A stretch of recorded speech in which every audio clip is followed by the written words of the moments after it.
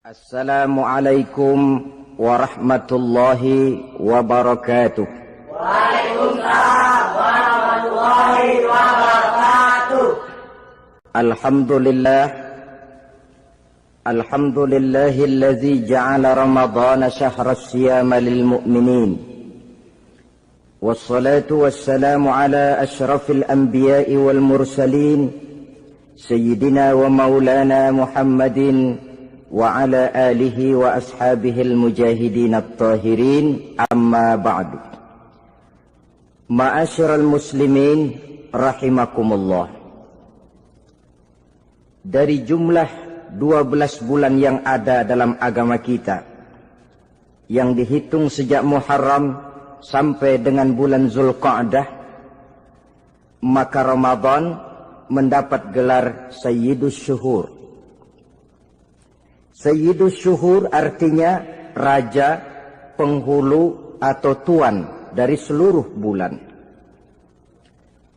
Apa sebabnya maka Ramadan ini dinamakan Sayyidus Syuhur? Sebab yang pertama, Ramadan dipilih oleh Allah menjadi bulan tempat di mana pertama kali diturunkan ayat-ayat suci Al-Quranul Karim. Allah tidak memilih Rabiul Awal, tidak Rajab, tidak pula Sya'ban misalnya, tetapi dipilihnya Ramadan untuk menjadi bulan di mana diturunkan ayat-ayat suci Al-Quranul Karim. Seperti yang dijelaskan dalam surah Al-Baqarah ayat 185, A'udzu billahi minasyaitonir rajim. Syahrul Ramadan allazi unzila fihi al-Qur'an hudan linnasi wa bayyinatin minal huda wal furqan. Bulan Ramadan, bulan di mana diturunkan di dalamnya Al-Quranul Karim, yang merupakan petunjuk dan jalan menuju petunjuk bagi orang-orang yang beriman. Oleh sebab itu, salah satu bentuk ibadah yang sangat dianjurkan di bulan Ramadan diantaranya ialah memperbanyak membaca ayat-ayat suci Al-Quranul Karim. Yang kedua, Ramadan disebut Sayyidus Syuhur karena di dalamnya ada satu malam yang bobotnya khairun min alfi syahr. Satu malam tetapi lebih baik daripada 1000 bulan. Itu dinamakan dengan Lailatul Qadar. 1000 bulan kira-kira 83 tahun. Nilai ibadah di malam itu lebih baik daripada nilai ibadah 83 tahun. Padahal umur orang sekarang kan jarang yang sampai 83 tahun. Bagaimana ini harus kita pahami? Ma'asyiral muslimin, sejak kita akil balik sampai kepada usia kita yang sekarang ini, kalau kita mau jujur bercermin, rasanya kita harus mengakui banyak dosa dan kesalahan yang pernah kita kerjakan. Kalau kita berbuat dosa selama 40 tahun, kemudian kita bertaubat 20 tahun lamanya, kalau menurut rumus dagang, ini kan belum tertutup. Dosa 40 tahun ditebus dengan taubat 20 tahun. Tapi haruskah dosa tidak terampuni? Allah Subhanahu wa ta'ala Maha Penyayang. Disediakannya malam-malam yang istimewa, yang punya nilai khusus. Seolah-olah Allah berkata, hai manusia, kau tidak perlu putus asa. Bagaimanapun banyak dosa kau lakukan, bagaimanapun banyak kesalahan kau kerjakan, nih, aku sediakan satu malam khairun min alfi syahrin. Lebih baik daripada 1000 bulan yang disebut dengan Lailatul Qadar. Kapan sih Lailatul Qadar itu? Menurut Al-Imamul Ghazali, Lailatul Qadar itu adanya pada 10 hari yang akhir di bulan Ramadan, terutama pada malam-malam ganjil.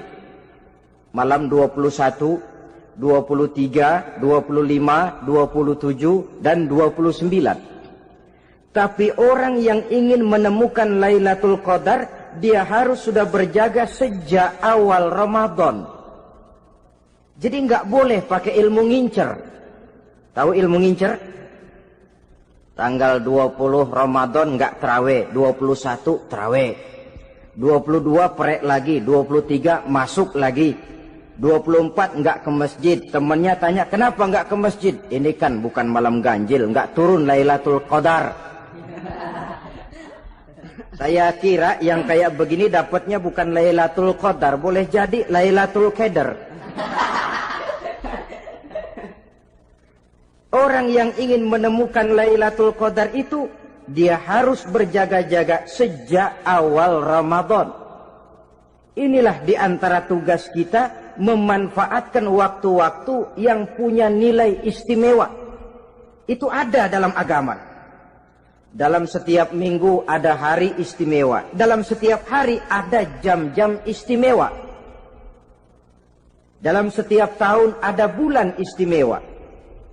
Coba, dalam setiap minggu ada hari istimewa, hari Jumat. Dalam setiap hari ada jam-jam istimewa, sepertiga malam yang terakhir. Antara jam 2 sampai menjelang fajar di kala subuh, itu saat-saat istimewa. Di samping saat istimewa, Allah pun menyediakan tempat-tempat yang istimewa. Solat di Masjidil Haram, pahalanya 100.000 kali ketimbang solat di masjid-masjid lain.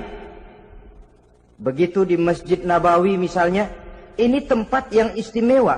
Lailatul Qadar waktu yang istimewa yang diberikan kepada kita untuk kita manfaatkan dengan sebaik-baiknya. Toh dalam kehidupan bernegara saja misalnya, kan pada setiap tanggal 17 Agustus itu presiden memberikan grasi ampunan kepada para entah itu tahanan politik dan sebagainya. Ada yang mendapat potongan tahanan, waktu-waktu yang istimewa. Inilah sebab kedua kenapa Ramadan dinamakan Sayyidus Syuhur. Sebab yang ketiga, Ramadan disebut Sayyidus Syuhur karena di dalamnya nilai kebajikan berlipat ganda adanya. Satu hadis menjelaskan, "Lau ta'lamu ummati ma fi Ramadan, latamannau an takuna as-sanatu kullaha Ramadan." Andai kata umatku tahu keistimewaan apa yang ada di dalam bulan suci Ramadan, niscaya mereka ingin agar sepanjang tahun isinya Ramadan saja.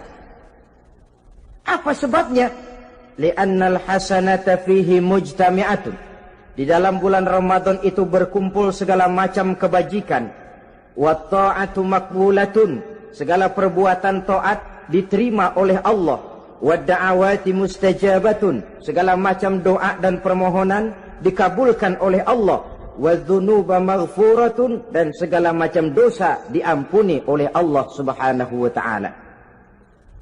Berlipat gandanya nilai kebajikan yang kita kerjakan di bulan suci Ramadan. Itu sebabnya seorang muslim dalam menyambut bulan suci Ramadan penuh dengan sikap kegembiraan. Kata baginda Nabi, "Man fariha bidukhuli Ramadan, haramallahu jasadahu 'alan niran." Siapa orang yang gembira dengan datangnya bulan suci Ramadan, Allah haramkan badannya dari api neraka. Gembira menyambut Ramadan artinya bagaimana? Apa Ramadan datang terus bakar petasan? Bukan. Pukul beduk? Bukan. Apa gunanya pukul beduk kalau nggak puasa? Apa gunanya bakar mercon kalau tidak melaksanakan ibadah di bulan suci Ramadan? Gembira menyambut datangnya Ramadan dalam arti mempersiapkan diri untuk melaksanakan ibadah dengan sebaik-baiknya di bulan suci Ramadan ini. Ma'asyiral muslimin rahimakumullah. Yang terakhir, kenapa Ramadan disebut Sayyidus Syuhur? Karena di dalam bulan suci Ramadan ada perintah melaksanakan ibadah puasa. Apa istimewanya ibadah puasa?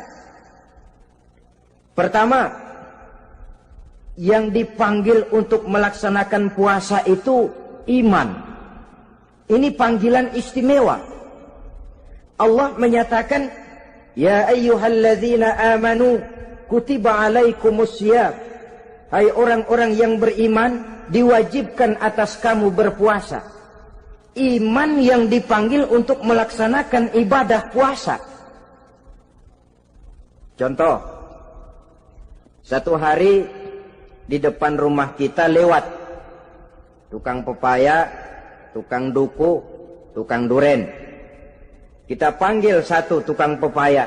Bang, pepaya, berhenti dulu sebentar. Kira-kira yang merasa tukang pepaya berhenti enggak? Berhenti. Ini tukang duku sama tukang duren berhenti enggak? Tidak. Tentu tidak berhenti karena tidak dipanggil. Ini Ramadan yang dipanggil orang-orang beriman. Hai orang-orang yang beriman, berhenti dulu sebentar. Berhenti apa? Berhenti makan di waktu siang, berhenti minum di waktu siang. Yang merasa beriman, berhenti. Yang tidak beriman, langsung. Biar Ramadan siang-siang makan jalan terus, ngerokok, ngelepus terus. Kenapa? Tidak beriman, tidak merasa terpanggil oleh ayat tadi. Sekarang tukang pepaya lewat di depan rumah. Kita panggil, bang pepaya berhenti dulu. Dia dengar tapi nggak mau berhenti. Apa kita bilang? Kang pepaya budak. Dipanggil nggak mau berhenti. Ini ada orang ngaku beriman kepada Allah. Ramadan dipanggil disuruh berhenti makan siang. Nggak berhenti juga. Mukmin budak. Disuruh berhenti minum di waktu siang, nggak berhenti juga, mukmin budak. Ini istimewanya puasa. Panggilan difokuskan kepada iman. Hai orang-orang yang beriman. Allah tidak bilang hai orang-orang yang sudah masuk Islam. Tidak. Ya ayyuhallazina aslamu. Tidak. Ya ayyuhallazina amanu yang dipanggil. Hai orang-orang yang beriman. Nilai nurani yang paling dalam itu yang dipanggil melaksanakan ibadah puasa. Lalu orang beriman yang bagaimana yang wajib puasa? Pertama, dia sudah balik. Yang kedua, berakal sehat. Yang ketiga, dia mampu berpuasa. Orang beriman macam ini balik, berakal sehat, mampu melaksanakan puasa. Kalau cukup syarat ini, dia wajib puasa. Kurang syarat, tidak wajib puasa. Jadi kalau di bulan Ramadan ada teman kita tidak puasa, jangan heran barangkali syaratnya kurang. Cukup dalam hati saja, ini orang kurang syarat. Makanya nggak puasa. Pak, itu teman saya kok nggak puasa? Nggak puasa, nggak puasa. Dia bukan orang beriman kali ah. Orang yang tidak beriman itu tidak wajib puasa. Beriman kok Pak? Iman, tapi nggak puasa, nggak puasa. Belum balik kali ah, belum balik, cuma badan doang gede, bongsor kali itu, belum balik. Sudah kok Pak, sudah balik, sudah. Tapi nggak puasa, enggak. Gila kali dia ah, gila kali sebab orang yang tidak berakal itu tidak wajib puasa. Waras Pak, dia tidak gila. Tidak. Barangkali dia tidak mampu melaksanakan puasa karena terkena uzur syar'i. Ini keistimewaan puasa yang pertama yang dipanggil melaksanakannya iman. Keistimewaan yang kedua, oleh karena yang dipanggil iman, maka puasa dinamakan ibadah sirriyah. Ibadah rahasia. Kalau kita sembahyang, orang lihat kan? Lihat enggak? Lihat. Kita bayar zakat, orang tahu. Kita pergi haji, apalagi pergi haji, sekampung nganterin. Tapi kita puasa atau tidak puasa, yang tahu kan cuma kita dan Allah saja. Pura-pura sedekah, nggak bisa. Pura-pura sholat, ketahuan. Gerakannya mesti canggung. Pura-pura pergi haji, kemana perginya? Tapi pura-pura puasa, gampang. Namanya ibadah sirriyah. Bulan puasa, jam 8 pagi, makan. Keluar rumah, bibir lap yang kering.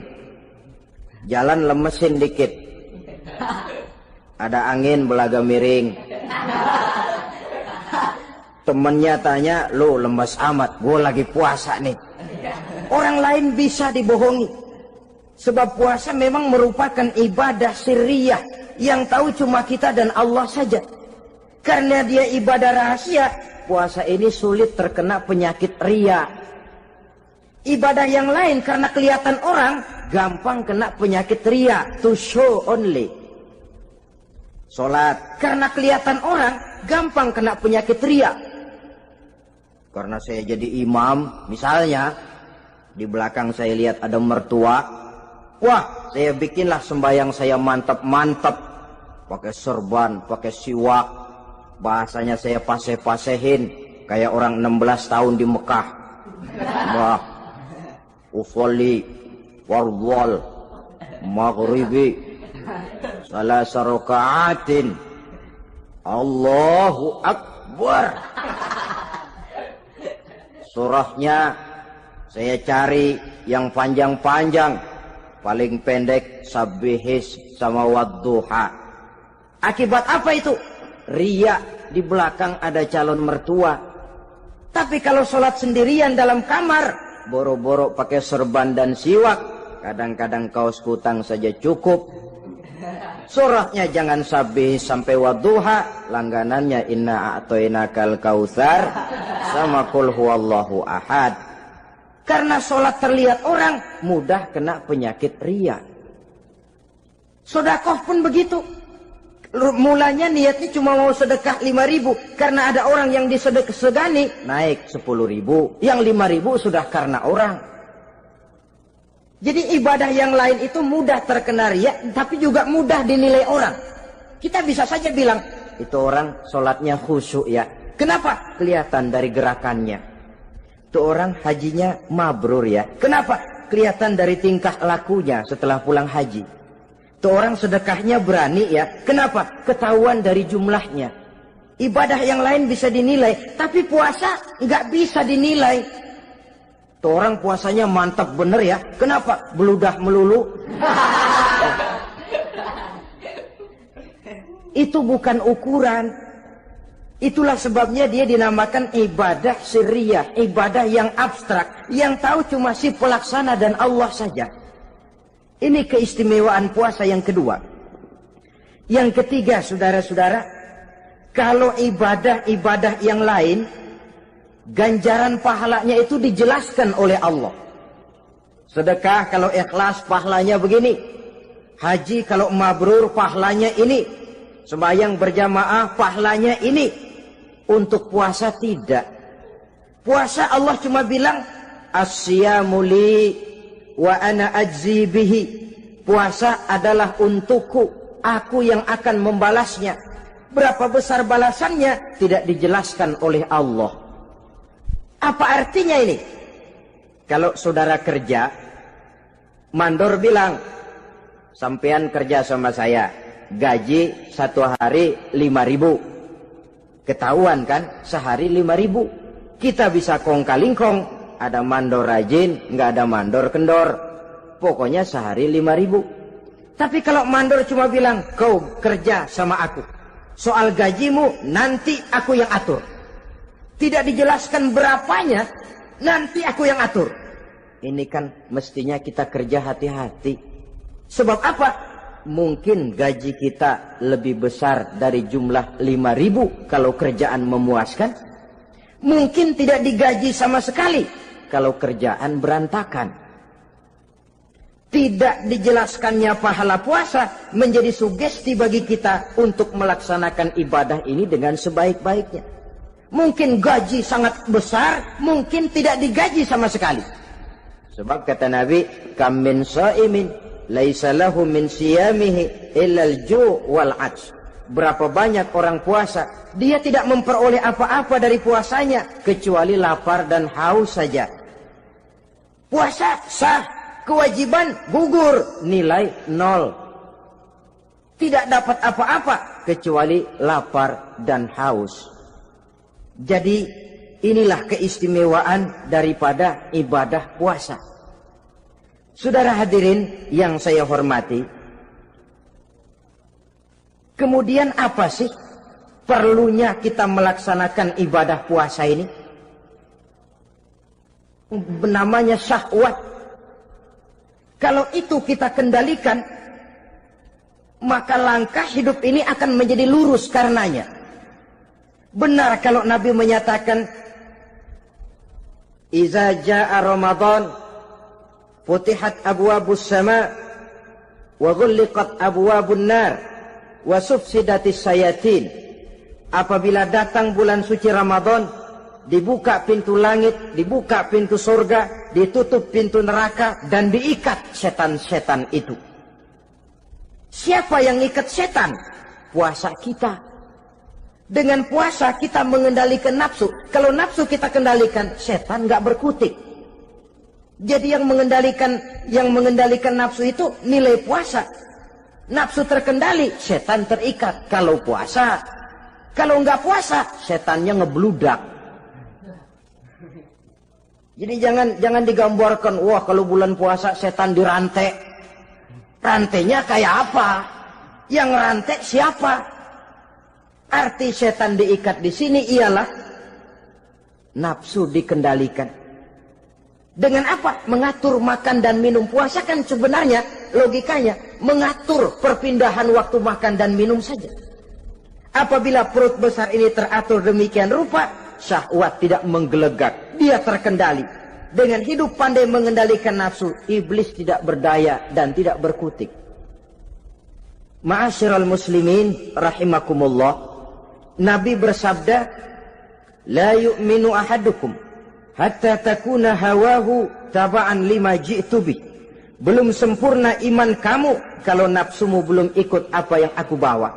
Yang dibawa Nabi tidak lain daripada syariat, termasuk di dalamnya pelaksanaan ibadah puasa.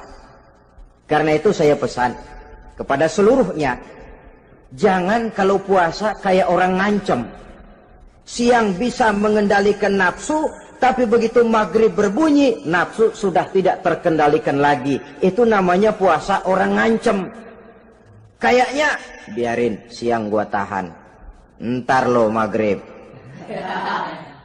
Begitu maghrib berbunyi, sudah macam bendungan pecah. Semua isi meja pindah ke perut. Akhirnya, kalau siang dia setengah mati kelaparan, habis buka setengah mati kekenyangan. Dua-duanya jelek. Kalau sudah kekenyangan, yang enak kan ngukur balik. Tidur. Maghrib liwat, isya out, trawek boten. Temennya nyamper ke masjid yuk, trawek duluan deh, gua kenyang bener nih. Kenyang. Berbuka itu yang bagus pakai etik ya, etika buka itu. Maghrib berbunyi, cukup seteguk air, 3 butir korma atau sepotong kue. Sholat maghrib. Selesai sholat maghrib, masuk ronde kedua. Waktunya agak panjang, makan ala qadarnya. Selesai makan, berangkat ke masjid, isya, tarawih. Pulang tarawih, masuk ronde ketiga. Waktunya panjang, mau habis-habisan juga nggak apa-apa. Tapi kalau begitu maghrib berbunyi langsung dipukul 1 ronde, kita yang rubuh. Kekenyangan. Waktu siang dia sanggup mengendalikan nafsu, tapi begitu maghrib berbunyi, nafsu sudah tidak terkendali lagi. Asar pengaruh puasa tidak akan membekas dalam jiwanya. Siang jelas puasa, nggak boleh ngerokok. Begitu maghrib sampai imsak kayak lokomotif, kelebul nggak berhenti. Tidak lagi sanggup mengendalikan diri, mumpung boleh katanya. Sampai pernah kejadian ada orang bangun sahur kesiangan, bingung dia waktunya tinggal dikit. Mau sahur dulu nggak keburu ngerokok, mau ngerokok dulu takut nggak keburu sahur, akhirnya bareng. Sebelah nyuap nasi, sebelah ngerokok. Itu macam mana rasanya kalau sudah kayak begitu itu. Padahal pengaruh daripada melaksanakan puasa akan terlihat dari sejauh mana seseorang dalam hidup mampu mengendalikan nafsu. Bukan pada waktu memang dilarang, tapi pada waktu diizinkan. Di situ yang paling kelihatan. Kalau waktu siang saudara mampu mengendalikan nafsu, itu jelas saja memang seharusnya wong puasa. malam dalam keadaan makan boleh, minum boleh, masih mampu mengendalikan nafsu, dalam arti makan dan minum pada batas yang wajar saja. Itulah yang dikehendaki dari melaksanakan ibadah puasa. Sehingga ibadah itu membekas dan ikut membentuk kepribadian orang. Sekali lagi, jangan cuma waktu siang saja bisa mengendalikan nafsu. Di waktu malam pun dalam kondisi yang memang dihalalkan, kita juga hendaknya mampu mengendalikan nafsu. Jadi inilah perlunya puasa yang pertama, supaya kita bisa mengendalikan nafsu. Yang kedua, puasa itu melatih kita hidup sederhana. Orang sufi mengajarkan, orang yang paling kaya ini sebenarnya orang yang hidupnya paling cukup. Sedangkan orang miskin adalah orang yang kebutuhannya kelewat banyak. Maka yang paling kaya, bahkan yang maha kaya, itu sebenarnya cuma Allah. Sebab apa? Dia nggak perlu apa-apa. Makin banyak keperluan kita, makin miskin kita. Coba orang puasa lihat. Kalau sudah jam 2, jam 3, itulah barangkali memang termasuk godaannya dalam melaksanakan ibadah puasa. Kalau jam 1 siang, jam 2 siang, jangankan makanan enak, nangka busuk kita lihat legit. Barangkali cobaan di dalam melaksanakan ibadah puasa. Tapi kalau sudah maghrib berbunyi, berbuka kita, kena seteguk air, sepotong roti, 3 butir korma, kenyang rasanya. Kemana keinginan yang tadi begitu menggebu-gebu? Oh, bisikan nafsu rupanya itu. Makin dalam kita merenung, makin sampai kita kepada bentuk kesederhanaan di dalam hidup ini. Puasa membentuk pribadi seorang muslim untuk jauh daripada sifat tamak bin rakus alias rakah. Tamak itu berasal dari kalimat toma dalam bahasa Arab yang sifatnya sudah terukir dari hurufnya. Huruf to, tengahnya bolong. Huruf mim, tengahnya bolong. Huruf ain, mulutnya mangap, perutnya gede. Jadi orang tamak macam itulah. Apapun yang diberikan Allah tidak pernah ada cukupnya dan tidak pernah ada syukurnya. Sehingga Nabi menjelaskan, lau anna libni Adam wadiyani min zahabin labtagha lahuma thalisan wala yamla'u jawfa ibn Adam illa turab. Andai kata manusia mempunyai 2 buah ladang yang seluruhnya emas, tidak usah kepalang tanggung, ladang emas, 2 ladang semuanya ladang emas, dia tidak akan puas, dia akan mencari lagi ladang yang ketiga. Wala yamla'u jawfa ibn Adam illa turab. Mulut manusia ini memang tidak akan pernah penuh kecuali kalau sudah diisi dengan tanah. Kapan diisi dengan tanah? Kalau sudah menghadap ke arah kiblat di liang lahat, nah itu baru mulut udah nggak ngerawil, diam, tenang, kalem, diisi dengan tanah. Dengan demikian kita lihat bahwa puasa makin kita hayati, makin dekat kita kepada kesederhanaan di dalam kehidupan ini. Islam tidak melarang orang untuk kaya, untuk punya harta. Yang dilarang ialah sifat rakus, serakah, dan tamak. Karena ini akan membuat orang melakukan segala macam cara, ingkar kepada nikmat Allah, tidak pandai bersyukur, pandangan matanya selalu diarahkan ke atas. Dikala hidupnya sudah serba cukup, dia masih merasa kurang. Sebab itu dia selalu kurang. Dia sudah kaya tapi masih merasa miskin saja, maka hidupnya pun miskin terus.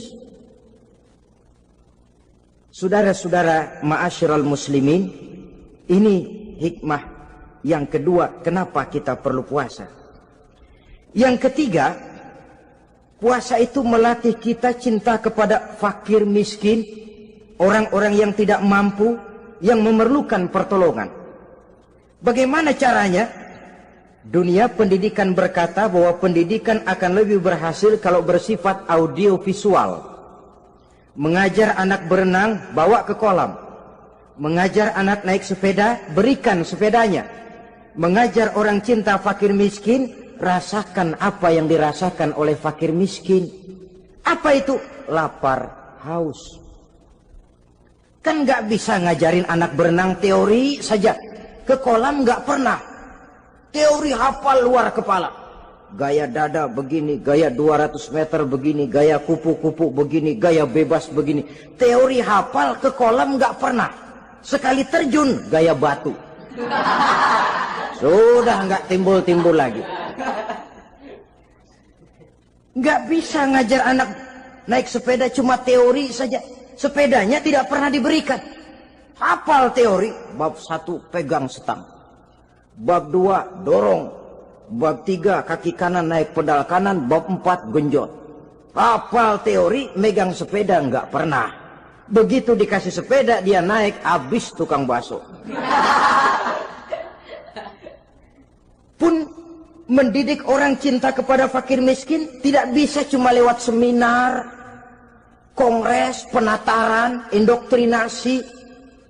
Diadakan simposium, seminar, diskusi supaya orang cinta kepada fakir miskin, tapi yang bicara orang kenyang semua. Bagaimana hati ini mau peka? Islam itu nggak usah banyak teori lah. Rasakan saja lapar, haus, enak nggak? Kalau kau tahu lapar dan haus tidak enak, kau lapar haus cuma sebentar. Habis maghrib, laparmu hilang, hausmu hilang. Bagaimana saudara-saudaramu muslimin yang terkapar di kolong-kolong jembatan? Yatim piatu yang hidup terlunta-lunta. Perempuan-perempuan tua hidup miskin, anak pun banyak perlu uluran tangan. Lapangan kerja sulit, persaingan hidup makin tajam. Meringkuk mereka di sudut-sudut kehidupan. Beratap langit, beralas bumi, tanpa tahu kapan hidup dan nasibnya akan berubah. Di situ pekaklah hati untuk hidup tidak cuma buat kepentingan diri dan perut sendiri saja, tapi mampu memberikan pertolongan sesuai dengan kemampuan kepada mereka yang memang memerlukan. Sebuah hadis menyatakan, irhamu ahlal ardi yarhamkum man fis sama. Sayangilah apa yang ada di permukaan bumi, nanti yang di langit akan sayang kepadamu. Si kaya sayang kepada yang miskin lalu menolongnya. Yang alim sayang kepada yang awam lalu membimbingnya. Yang pemimpin sayang kepada rakyat lalu melindunginya. Yang di langit akan sayang kepada kita, akan turun rahmah berlimpah, akan tercipta keberkahan dan ketenangan dalam hidup.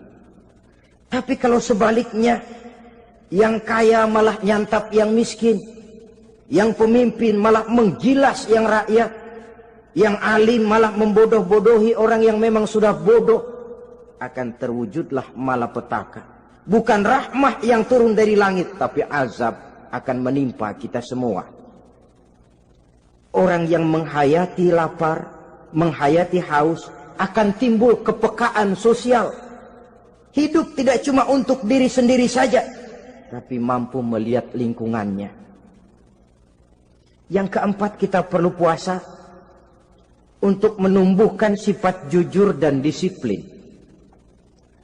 Coba lihat, kalau tengah hari bulan puasa, andai kata saudara masuk ke dalam kamar seorang diri, saudara kunci dari luar, lalu saudara makan, tidak seorang pun tahu. Tapi kenapa itu tidak kita lakukan? Ada semacam perasaan malu. Malu kepada Allah. Iya, orang lain tidak tahu. Iya, manusia bisa saya bohongi, tapi Allah. Atau umpamanya waktu sholat zuhur, saudara sholat zuhur di masjid, umpama ketika ngambil air wudhu, giliran ke kemur, saudara korupsi dikit aja, telan. Jangan Nabi sumu tasihhu, berpuasalah kamu, badanmu akan sehat. Sebab apa? Saya katakan tadi, semua energi dihasilkan dari perut besar sini. Itu makanan yang kita makan, mulai dari keju sampai singkong, mulai dari hamburger sampai combro, masuk perut besar, digiling, lalu ditransfer ke seluruh tubuh oleh perut besar ini. Mekanisme kerjanya persis pabrik besar yang kalau kita hayati, Allahu Akbar, Fatabarakallah ahsanul khaliqin. Ini tangan supaya kuat kerja perlu vitamin apa? Kirim ke tangan. Mata supaya awas perlu vitamin apa? Kirim ke mata. Bibir supaya nggak pecah perlu vitamin apa? Kirim ke bibir. Oleh perut besar ditransfer ke seluruh tubuh. Sisanya yang nggak perlu keluar jalan belakang. Kalau perut besar ini terus-menerus bekerja, ibarat mesin diporsir, dia akan cepat rusak. Maka datang bulan Ramadan, perut besar itu jangan terlalu diporsir. Diberikan tenggang waktu istirahat. Sehingga Nabi memberikan jaminan sumu tasihhu. Berpuasalah kamu, pasti kamu akan sehat. Buktinya orang mati kelaparan banyak, tapi yang mati karena puasa, kalau puasanya betul, nggak ada. Maka Islam itu agama yang sesuai dengan fitrah ya. Buktinya apa? Puasa wisol itu bukan saja tidak boleh, tapi haram. Puasa wisol artinya puasa nyambung. Dari pagi sampai maghrib, sampai malam, sampai besok pagi lagi terus-terusan puasa, haram. Karena itu bertentangan dengan fitrah. Islam tidak cukup dari waktu imsak sampai datang waktu maghrib. Kenapa? Menurut perhitungan itu sesuai dengan daya kemampuan maksimal manusia. Sudah diukur itu. Allah yang bikin manusia kok.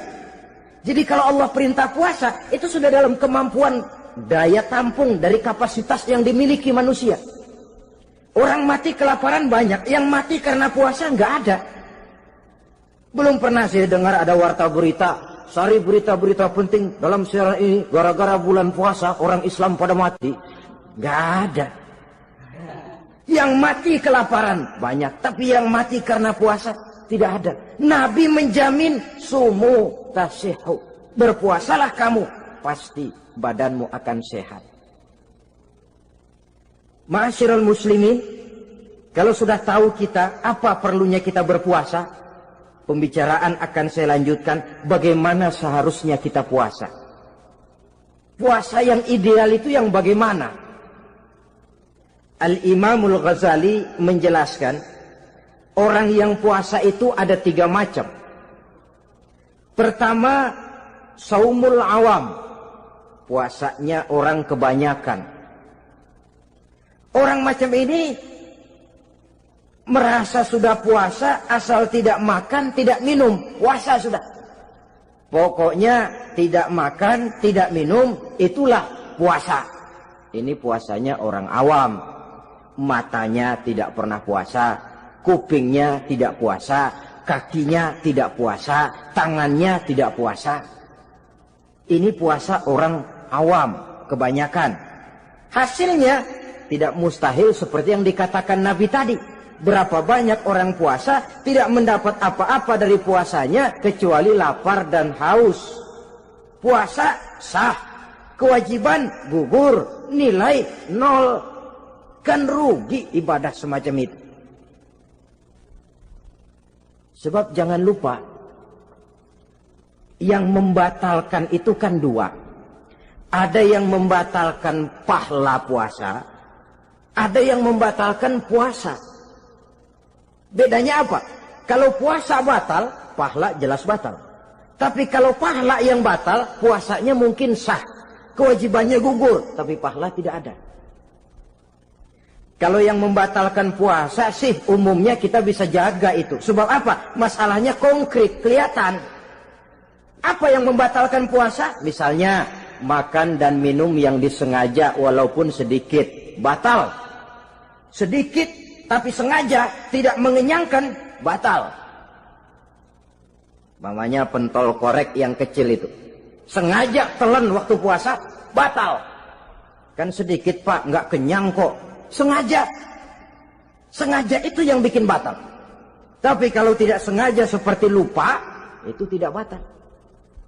Misalnya hari pertama puasa, habis sembahyang subuh tidur, bangun jam 8, lupa kebiasaan, langsung aja nyerbu ke dapur.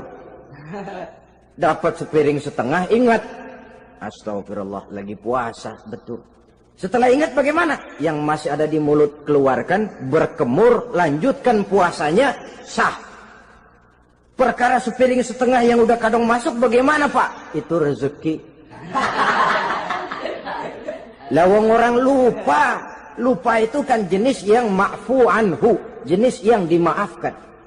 Makan dan minum yang disengaja walaupun sedikit, batal.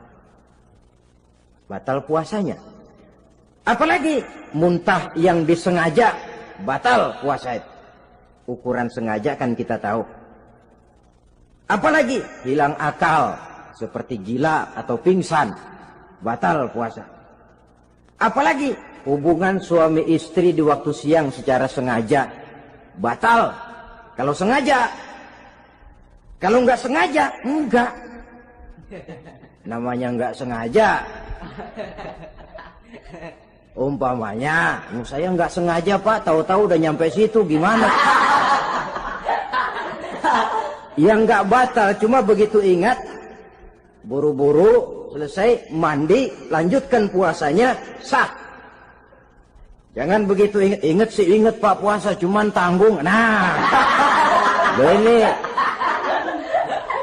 tanggung ini yang bikin jadi batal. Dan jangan lupa, orang yang membatalkan puasa karena hubungan suami istri, dendanya paling berat. Seorang sahabat pernah lapor, halaktu ya Rasulullah. Ya Rasul, celaka saya. Ma'ahlakah, apa yang bikin kamu celaka? Saya lagi puasa Ramadan ya Rasulullah, saya nggak tahan. Lalu, saya nyelonong sama istri saya. Pengantin baru ini rupanya. Nyelonong bagaimana? Ya nyelonong.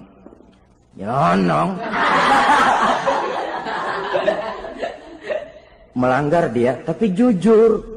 Lapor. Kata Rasul, ya sudah, bayar dendanya. Dendanya apa ya Rasulullah? Bebaskan budak. Aduh, saya nggak punya budak ya Rasulullah. Tidak punya? Tidak punya. Puasa 2 bulan berturut-turut. Tidak boleh diselang-seling. Syahraini mutatabi'aini. 2 bulan berturut-turut. Tidak boleh diselang-seling. Gimana? Sanggup puasa 2 bulan berturut-turut? Enggak kuat ya Rasulullah. Enggak kuat? Enggak kuat. Ramadan yang sebulan aja saya nyelonong. Apalagi 2 bulan. Kalau kau tidak kuat juga, beri makan 60 fakir miskin. 1 orang 1 mod. Ya Rasulullah. Apalagi? Jangan memberi makan 60 fakir miskin. Orang istri saya di rumah sehari masak 3 hari libur. Saya orang susah ya Rasulullah. Saya pikir lagian ya orang kebangetan juga. Sudah melarat sama larangan berani. Rasul masuk ke dalam kamar, keluar kembali bawa sekeranjang kecil kurma. Kalau kau tidak punya apa-apa, bawa pulang ini. Sedekahkan kepada orang-orang miskin di kampungmu sebagai pembayar dendamu. Ya Rasulullah. Apalagi? Di kampung saya itu yang paling miskin saya. Waduh, rusak bener ini orang. Apa marah Rasul? Beliau malah senyum. Ya sudah, kalau memang yang paling miskin kamu, bawa pulang saja itu kurma, beri makan anak istrimu di rumah. Orang ini udah melanggar larangan, dapat kurma lagi. Yang kedua, watak hukum Islam itu elastis, fleksibel, tidak kaku. Tidak kalau sudah begitu ya mesti begitu, itu tidak. Yang sering kaku kan kitanya umat Islam di dalam memahami Islam. Saudara hadirin yang saya hormati, yang tidak boleh itu pun di waktu siang. Kalau malam sejak maghrib sampai sebelum imsak, pada awal perintah puasa tidak boleh. Tapi ternyata banyak juga yang nyerempet-nyerempet.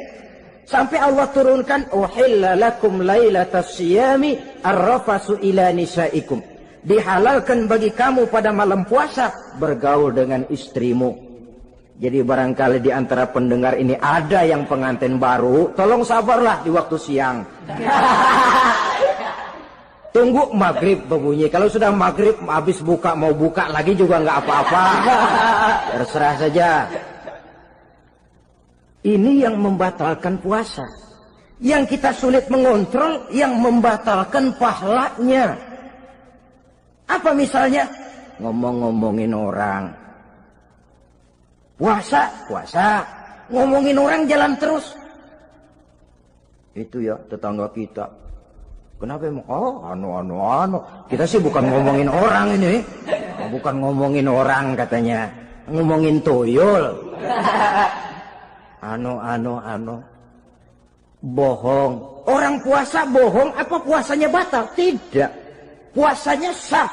Yang batal mungkin pahalanya. Saudara-saudara ma'asyiral muslimin rahimakumullah. Mata, terutama di kota-kota besar, menjaga mata ini kadang-kadang kita nggak pengen lihat tapi kelihatan. Sebab itu memang yang tidak boleh ngeliatin. Kalau kelihatan lain, kelihatan itu kan rezeki. Orang kita nggak mau tapi kelihatan. Yang kelihatan itu sebentar. Kata Imam Ali, nazaratul ula laka wa tsaniyatu alaika. Pandangan pertama untukmu, yang kedua atasmu.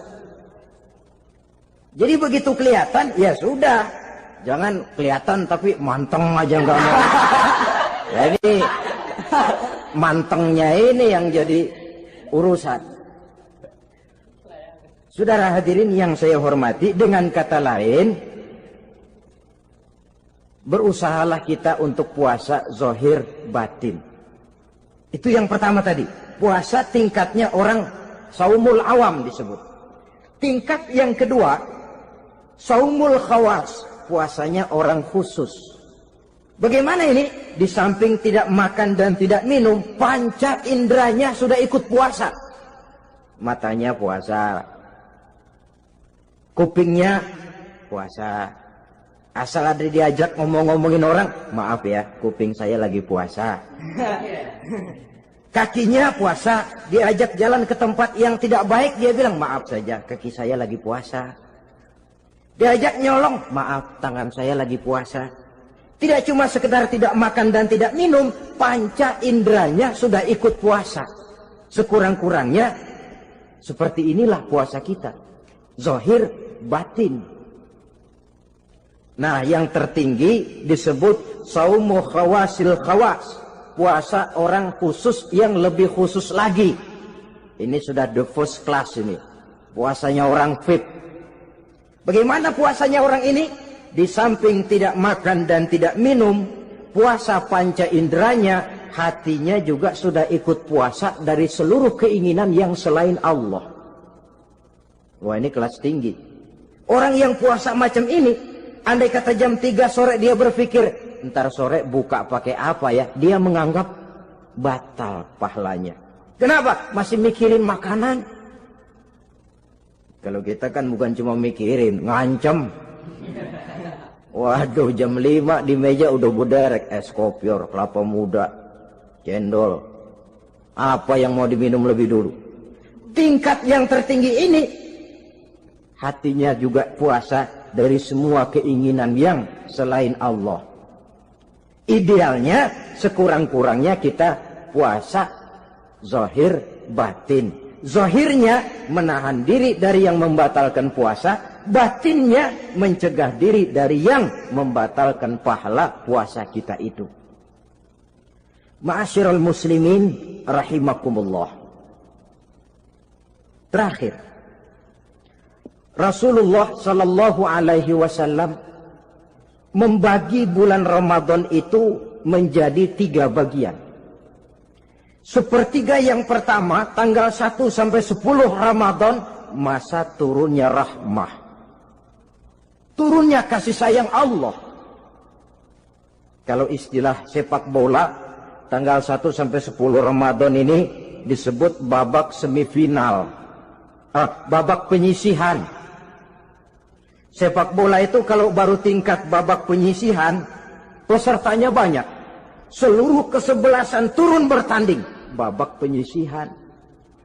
Ramadan tanggal 1 sampai 10, babak penyisihan. Putaran pertama. Pasaran puasa rame. Masjid musola full house. Meledak, tidak sanggup menampung jamaah yang tarawih itu. Yang tadarus meriah. Kenapa? Maklum babak penyisihan. Seluruh kesebelasan turun bertanding. Tanggal 1 sampai tanggal 10 Ramadan. Bila itu selesai, selesailah putaran pertama. Masuk putaran kedua, sepertiga yang kedua tanggal 10 sampai 20 Ramadan, masa maghfirah, masa turunnya ampunan dari Allah. Masuk babak semifinal. Sepak bola itu kalau sudah babak semifinal, itu kan sudah banyak kesebelasan yang masuk kotak. Maka 10 Ramadan ke atas, pasaran puasa mulai menurun. Yang enggak puasa mulai nekat. Yang tadarus sudah mulai sayup-sayup sampai. Sementara barisan orang sembahyang tarawih di masjid mulai mengalami kemajuan dengan pesatnya. Barisannya makin maju ke depan. Maklum, tidak semua kesebelasan tangguh. Ada yang sejak bertanding sudah berhitung. Kita sih bakalan kalah jelas, yang penting main aja dulu dah. Ada yang rajin ke masjid, motifnya lain, ada. Karena ikut-ikutan teman, karena malu sama mertua, rajin terawih. Karena nganterin, rajin terawih. Bayangnya paling belakang berdua lagi. Malah ngeledek begitu imam waladolin, dia di belakang nyaut asik.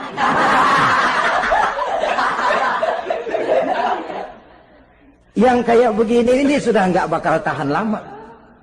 Akan gugur di babak semifinal. Puncaknya, putaran terakhir, tanggal 20 sampai akhir Ramadan, masa itkun minan nar, masa pembebasan dari api neraka. Masuk babak final. Kalau sudah babak final, ya pesertanya nggak banyak sudah. Ramadan tanggal 20 ke atas babak final. Pesertanya nggak banyak. Sebab apa? 20 Ramadan ke atas pikiran orang sudah bercabang itu. Yang punya kampung sudah siap-siap mau pulang mudik. Lebaran di buah kampung. Puasa ke enggak, yang penting pokoknya lebaran.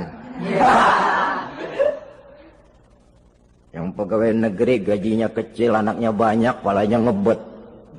Yang belum punya sepatu, belum punya baju, macam-macam problem, sehingga konsentrasi ibadah menurun. Padahal Nabi sangat menganjurkan tingkatkan ibadah, la siyama fi ashril awakhir, lebih-lebih pada hari 10 yang akhir, tanggal 20 sampai akhir Ramadan.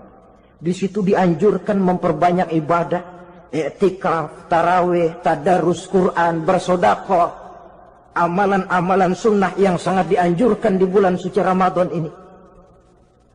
Nah, mereka yang keluar sebagai finalis Ramadan, Allah Subhanahu wa ta'ala berkenan memberikan piagam penghargaan. Di atas piagam itu tertulis dengan nyata, ghufira lahu ma taqaddama min zambihi. Pemegang piagam ini dinyatakan keluar sebagai finalis Ramadan. Kepadanya diberikan penghargaan dengan jaminan ampun terhadap seluruh dosa yang pernah dia kerjakan. Sehingga dia keluar Ramadan, masuk 1 Syawal, seperti bayi baru dilahirkan oleh ibunya. Bersih tanpa dosa, karena sudah dibersihkan oleh ibadah Ramadan. Sehingga masuk Syawal, dia rayakan Idul Fitri, dia pantas mengucapkan minal aidin wal faizin. Minal aidin artinya, semoga kita termasuk orang yang kembali. Kembali kemana? Kembali kepada fitrah. Seperti bayi baru dilahirkan oleh ibunya. Tidak punya dosa kepada Allah, karena sudah dibersihkan oleh ibadah Ramadan. Ini orang yang finalis. Puasanya betul, tarawihnya betul, pantas mengucapkan minal aidin. Dan kalau tarawih cuma 2 malam, puasa 3 hari. Lebaran paling rajin, mas minal aidin ya, minal aidin. Nggak tahu diri lu. Minal aidin dari mana? Saudara hadirin, dosa kepada Allah bersih oleh ibadah Ramadan. Tinggal dosa kepada sesama manusia, berhalal bihalal di hari raya Idul Fitri. Nah, inilah pembicaraan kita pada pertemuan kali ini, dengan harapan mudah-mudahan ibadah kita diterima Allah, kita keluar sebagai finalis yang pada akhirnya masuk ke dalam kelompok minal aidin wal faizin, orang yang kembali suci kepada fitrah dan orang yang beruntung. Dengan semangat inilah kita rayakan Idul Fitri, hari raya kembali kepada fitrah. Terima kasih banyak atas segala perhatian. Mohon maaf atas segala kekurangan. Usikum wa nafsi bitaqwallah. Wassalamualaikum warahmatullahi wabarakatuh. Waalaikumsalam.